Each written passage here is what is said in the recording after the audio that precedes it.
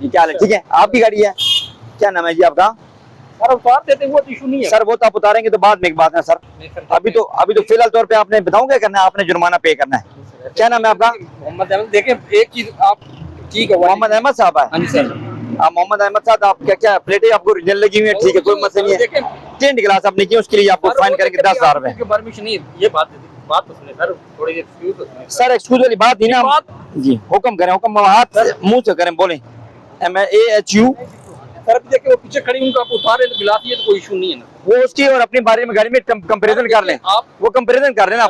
हम इधर वो यूवी है 0% है, फिर भी मैंने उतरवाया उनका, उतरवा देते और उनका ID कार्ड दिया भी उनको मैंने, उनको भी फाइन करना है। सर आप उतरवा दें, ये तो नहीं मैं उतरवाने की बात नहीं ना, आप फाइन भरेंगे भी बच्चे जरा।